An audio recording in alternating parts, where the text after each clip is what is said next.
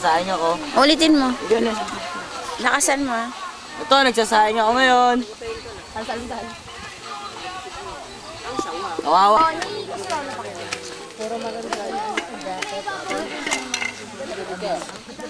Maliligo pa naman, diba?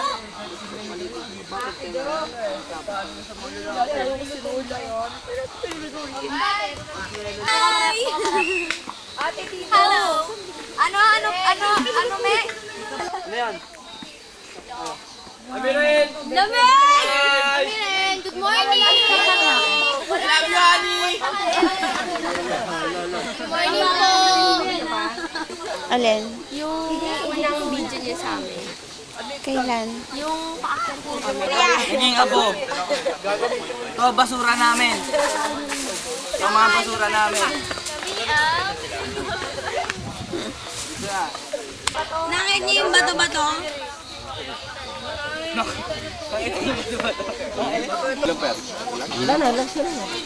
Sir, okay na to, sir? Hindi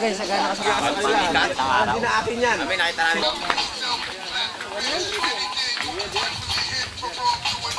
Iingit ko tayo bago bumaba. Ay! Ay!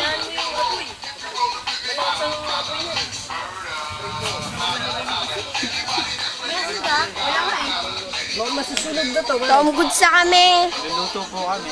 Ben, tingin sa camera, Ben! Ito po ako mabuha ng Para hindi ka nagluluto sa inyo ah. baso. Wala pa tubig. Ang hirap. Sarap ng ulam namin, no? Ayan, ang ulam ng mga mahihirap. Hindi nyo matitikman sa Maynila. Ano yun? Pakibuksan. Yung ang itlog yung ano nila, baon. Wala. Wala pa. Sinaing. Kinain. Simple lang naman para makasurvive sa bundok eh. Unang-una, iisipin natin yung gagawin natin, tama ba? At tatandaan natin na huwag tayong matatakot na maligaw. Pag hindi naman nakakaligaw dahil madali lang naman yung trail at mag-iingat lang dahil matarik ang aakitin natin.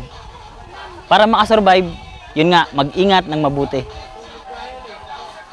Saka magbaon ng marami. Magbaon ng maraming pagkain para hindi ka magutom. At maraming tubig. Saka magtitipid sa tubig dahil walang pagkukunan ng tubig, kailangan talaga water discipline. Saka importante din yung positive attitude sa dapat maging optimistic tayo. We have to be prepared for the worst, pero let's hope for the best, di ba?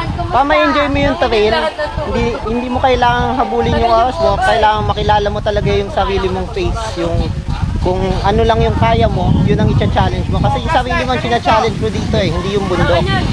Kinakanker mo yung bundok, pero ang talagang nakakanker mo yung sarili mo kasi napupwersa mo talaga yung limits mo. At ang mas marami ka na-discover dito sa trail, may na-discover ka din sa sarili mo.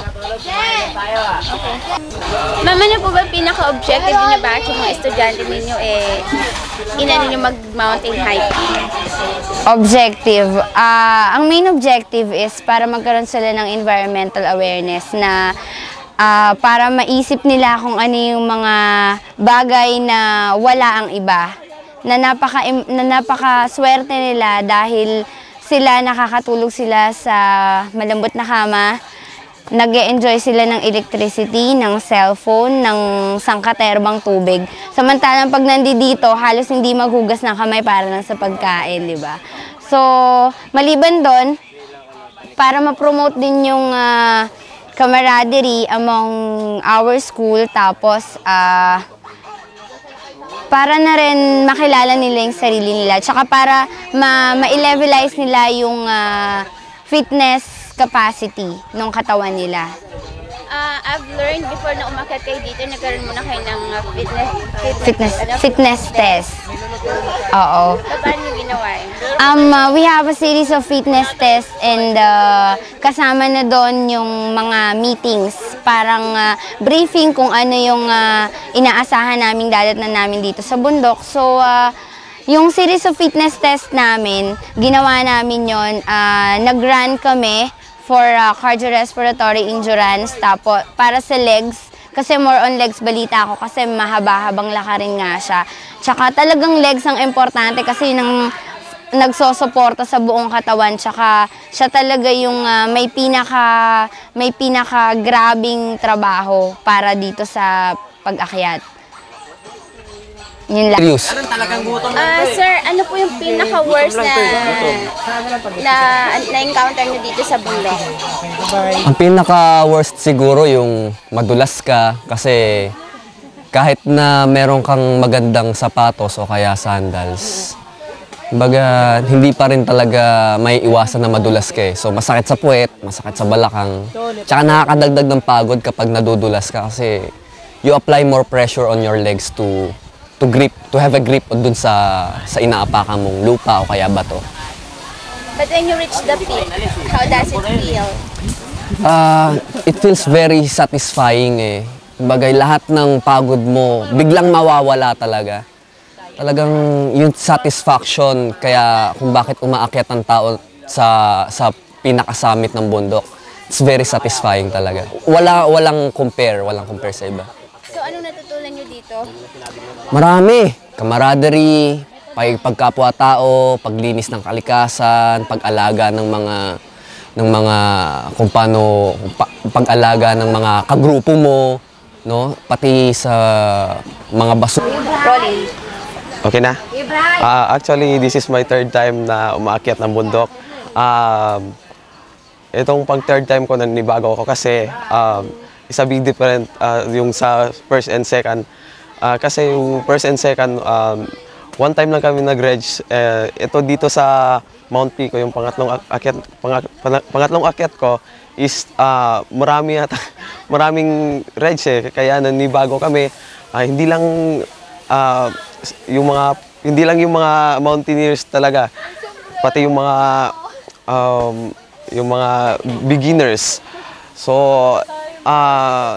binilang ko kung ilang beses kami nag-reg, siguro mga third time kami at 3 times kami nag-reg. Game na? Yung registration fee, 3 times kami nagpa-register dito sa Mount Pico. Yun lang.